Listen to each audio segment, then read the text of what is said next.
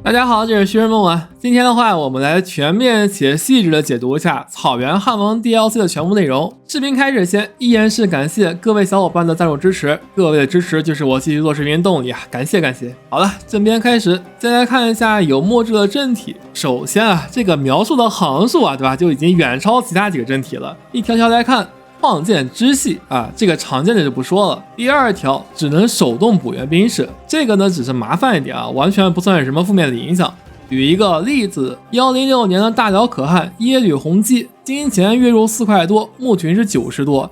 他能组建的最贵的兵士是巨装弓骑兵，从0到50满编一队，只需要67的墓群或者6块钱。如果军事能力好的话，还可以更低，8点军事为界限，每超过1点减少1%的花费，反之亦然。比如20点军事就能减12%的补充花费，100点军事减92啊。总之呢，这个补充兵士啊，真的就是麻烦一点而已，这个不存在什么这个经济运营压力。第三条，发展度在拥有的伯爵领内被忽视，这个和部落制相同的也不说了。第4条，拥有墓群，这个墓群啊，就像是这个影响力对于行政一样，是一种因为政体而存在的这个独有资源类型。具体这项资源相关的事情呢，之后我们再细说。第5条，允许劫掠，这个也和部落制一样啊，就不说了。第6条，可以向朝贡者招募兵士，这个就很有趣了。游牧制它组建兵士分为2种类型，首先呢是升级，这个呢是以自己的科技和文化角度去组建的，组建呢需要同时花费金钱和墓群2种资源。比如说啊，这个巨装弓骑兵，它就是130块钱加50的墓群，而封建制的领主呢，想要组建巨装弓骑兵需要花260块钱，这个50的墓群啊，抵扣了1半的金钱花费，但是50的墓群价值啊，可远远低于130块钱。这个点呢，也可以印证游牧制的强大与恐怖。而且这个50的墓群你也可以不花，有一个小 bug，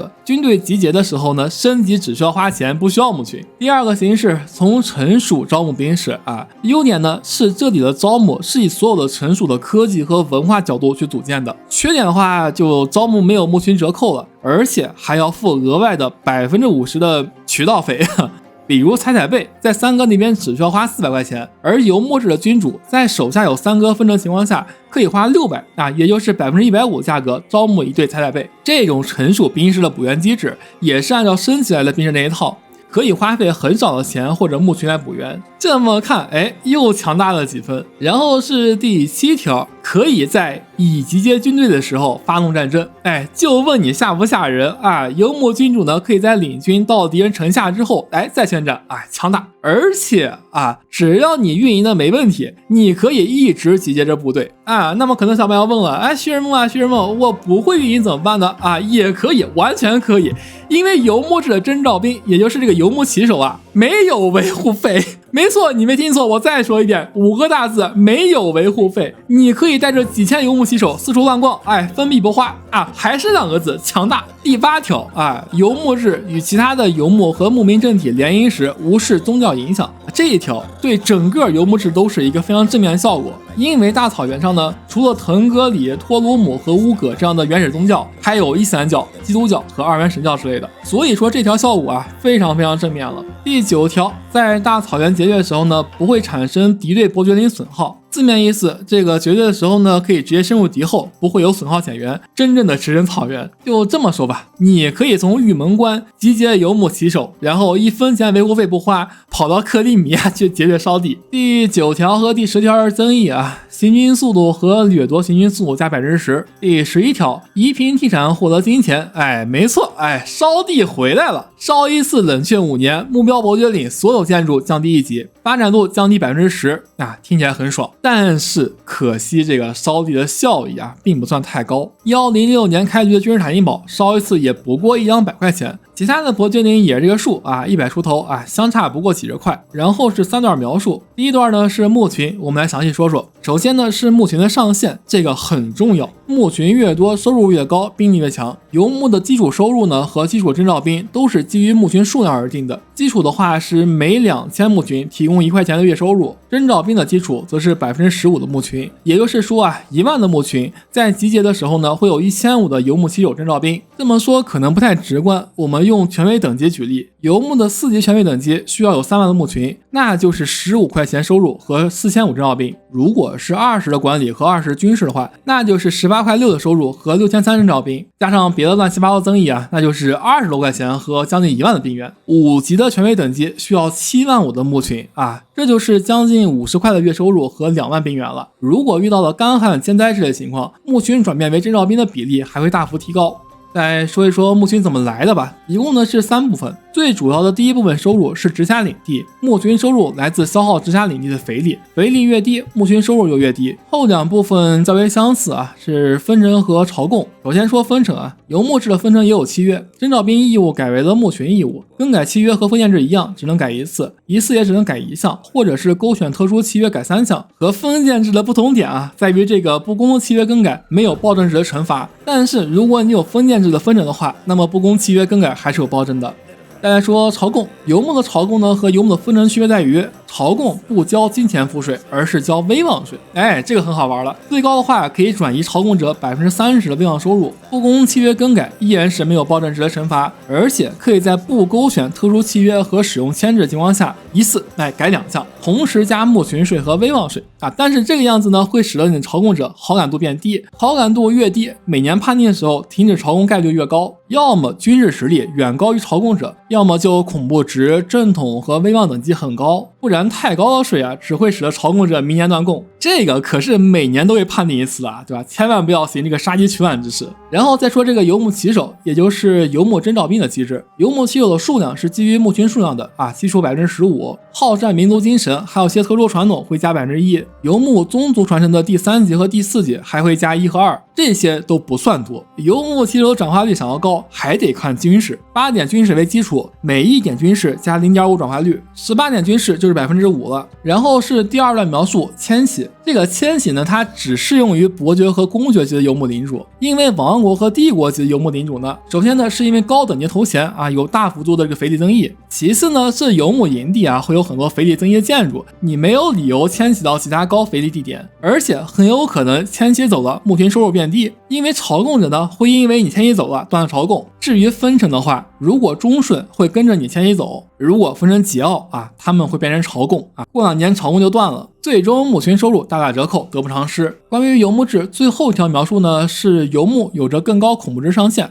没错，其他政体是100上限，游牧是150。关于游牧制介绍就讲完了，接下来再看一下军事。之前其实讲差不多了，我们说一下游牧骑手吧。这个游牧骑手的面板啊非常恐怖，12伤害，12坚韧，10追击，15掩护，而且不要维护费，非常的恐怖。再来看其他阵体的征召兵，10伤害，10坚韧，0追击，0掩护，1000征召兵，维护费3块钱啊，又一次衬托出了这个游牧制强大。然后再说一下游牧的工程器械啊，持火者，工程效率和维护费都是工程锤的一半，有效使用神方等级是5级，和工程锤一模一样。但是组建一队只需要15块钱和10的牧群啊，恐怖如此，并且针对部落和游牧地产还有大幅度增益，工程锤能攻得成，持火者也能攻，但是持火者能轻松攻下来的部落和游牧地产，工程锤要攻下来可就没那么轻松了。先进强大啊且恐怖的游牧制。接下来再看一下内阁，也就是护理德台，可以设置4位参会成员，任务呢可以随便选，8项任务都可以随意安排执行，其中的6项呢都很好理解。我们主要说一下协助占星师和探索文化。首先说探索文化任务，这项任务呢可以降低文化改革的冷却花费，还有文化融合的阈值，这个加成是前所未有的，我认为这个很棒。可惜呢是具有唯一性的，同时只能1个人执行。再来说协助占星师，这项任务呢不具备唯一性，4个护理德台成员可以同时执行这项任务，效果是增加虔诚，增加占星师的称职度。增加占星师称职度，说实话我没看懂。称职度在明面上的区别就是压力减少和每个月的虔诚增加，可能称职度高的话，占星师指导牧人的任务会有一个隐形增益吧。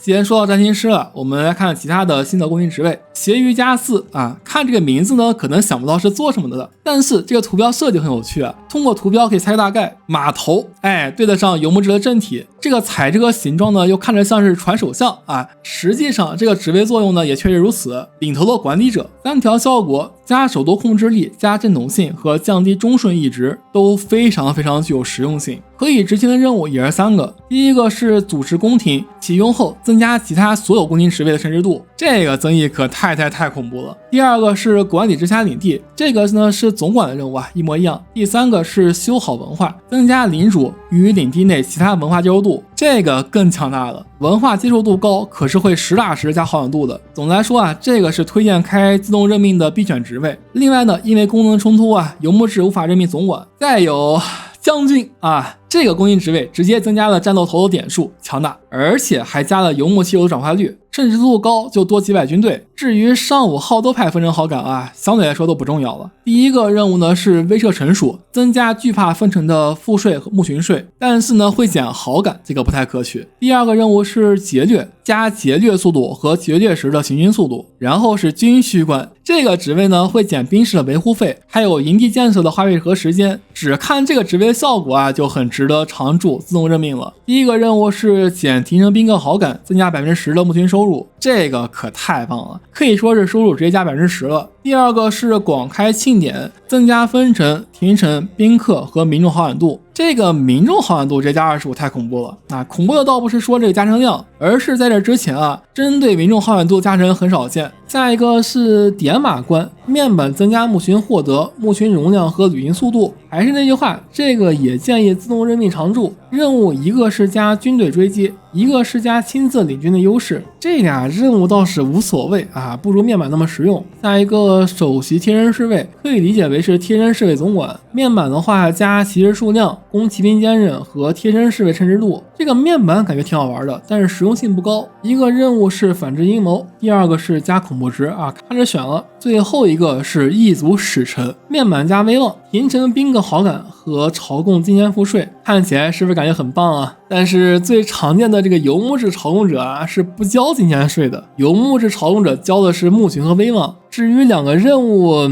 有些微妙，第一个任务每年有概率降低1或2位廷臣的压力，这个是公斤小丑的任务来着呀，我不理解为什么给异族使臣。第二个任务增加朝贡者的好感，另外会加领主与朝贡者文化的文化接受度，这个搭配协于加斯的内部接受度任务，可以说是内外双修了啊，还不错。好了，这些就是公斤职位了，然后再说说大草原吧。首先呢，这个是默认大草原，游戏规则中可以设置额外的游牧区域，分别是萨普米和卡累利阿、阿拉伯和萨赫勒。设置好之后呢，就是这个样子了。简单来说的话，就是这个北欧的北部、中东、北非和萨赫勒啊，萨赫勒就是西非北部这一条。不过这个话也不是放牧的极限啊，这个决议中啊还有一个扩张草原决议，可以在占领目标全地区后纳入游牧草原板块，这个可以扩张地区啊非常多。总之啊，展示一下这个最终游牧版图吧，真正的放牧天下。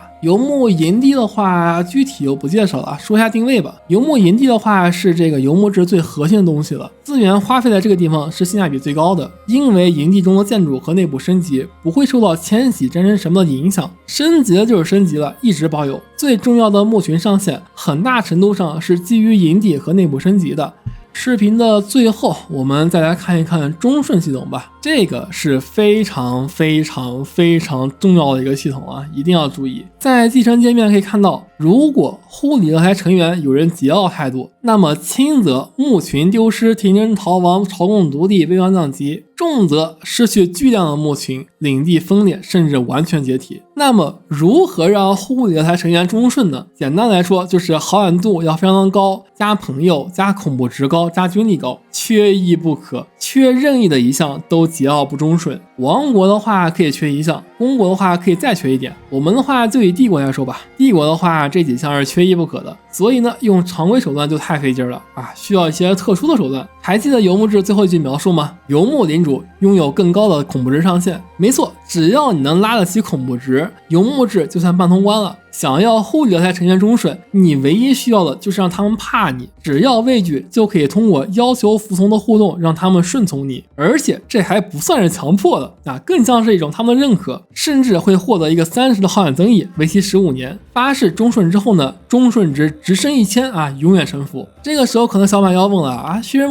梦，我没你那么残暴啊，对吧？我是人均来着，有没有人均的玩法？当然有了，话，你可以协商忠顺啊，通过使用牵制、贿赂金钱或者募请来实现忠顺。效果的话是一样的，对吧？一个30号增益，为期15年，发誓忠顺，忠顺值涨1000，永远臣服。那么你要做的就是死在他们前面。